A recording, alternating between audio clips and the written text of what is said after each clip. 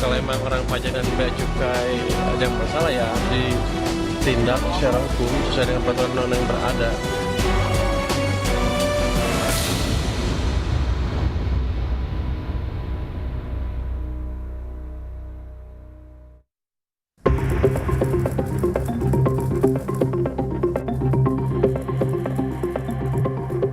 Lagi-lagi uang rakyat dari pajak dikorupsi. Rabu 4 Februari, KPK menangkap tangan sejumlah orang di lingkungan kantor pelayanan pajak KPP Madya Banjarmasin. 3 orang ditetapkan sebagai tersangka.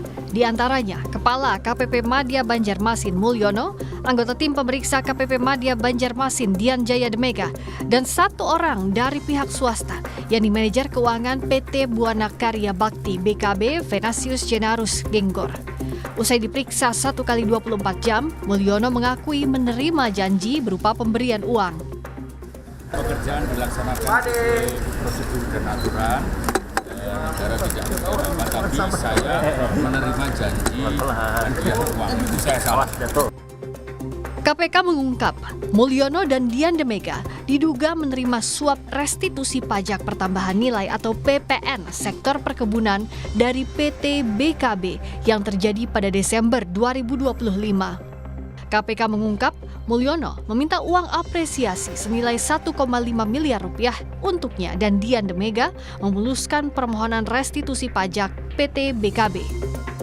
Dari nilai tersebut, tersangka Venasius dari pihak swasta turut menerima komisi sekitar 10%.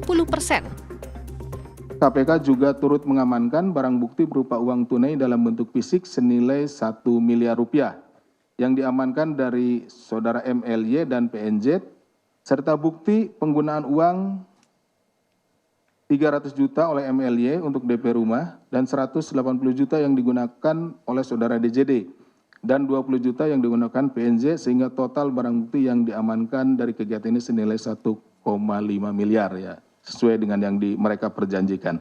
Jadi dibuatlah invoice fiktif supaya uang tersebut bisa keluar, misalkan untuk pembelian barang dan lain-lain gitu ya. Padahal barangnya tidak ada, tapi uangnya kemudian ditarik dan dikumpulkan.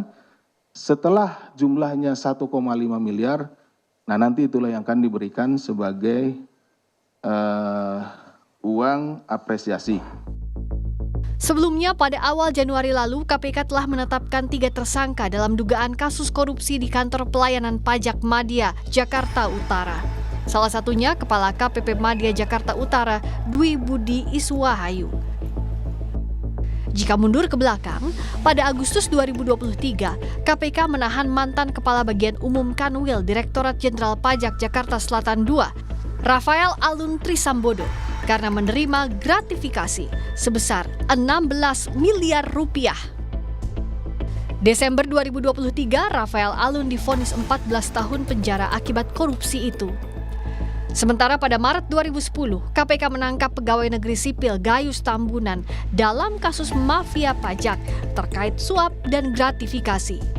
KPK mengungkap rekening Gayus mencapai 25 miliar rupiah tak sebanding dengan gajinya saat itu sebesar 12,1 juta rupiah per bulan. Penangkapan sejumlah pejabat Ditjen Pajak Kementerian Keuangan menambah panjang daftar korupsi di sektor pajak. Ironisnya, hal ini terjadi di saat negara tengah mengejar target pertumbuhan ekonomi hingga 6% untuk tahun 2026. Mantan penyidik senior KPK Praswat Nugraha menilai Direktorat Jenderal Pajak sudah rusak secara sistemik sehingga yang bermain bukan hanya oknum pegawai pajak semata.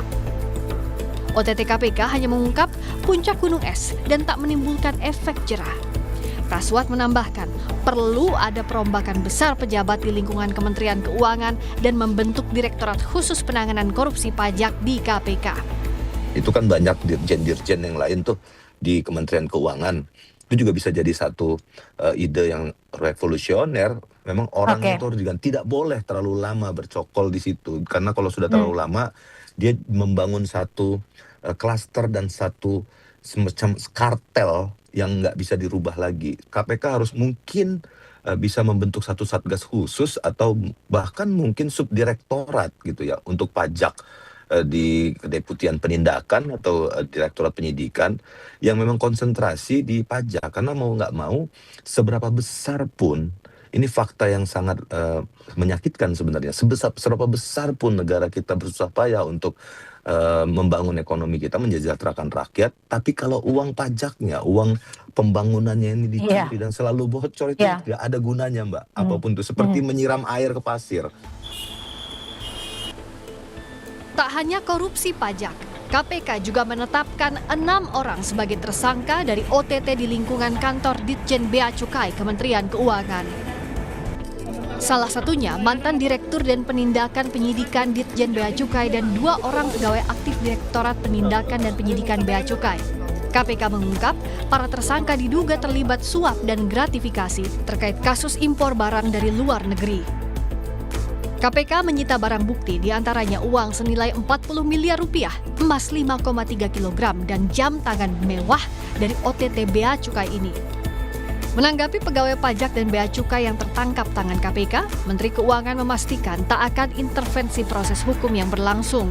Namun, Kementerian Keuangan tetap akan memfasilitasi pendampingan hukum para tersangka. Ya biar aja kita lihat apa hasilnya OTT itu. Kalau emang orang pajak dan bea cukai ada yang bersalah, ya harus ditindak secara hukum sesuai dengan peraturan undang-undang yang berada. Tapi gini, saya tidak akan melepaskan anak buah saya sendirian begitu aja, kan akan ada pendampingan hukum dari Departemen Keuangan, tapi tidak dalam bentuk intervensi hukum. Itu kira-kira kita temenin aja sampai prosesnya selesai. Berbagai korupsi dari sektor pajak membuat masyarakat menagih keseriusan negara memberantas kasus rasuah yang mengorbankan uang rakyat. Langkah tegas dan revolusioner dinanti untuk membuat para koruptor pajak jera dan menyelamatkan pendapatan negara untuk ekonomi yang lebih baik.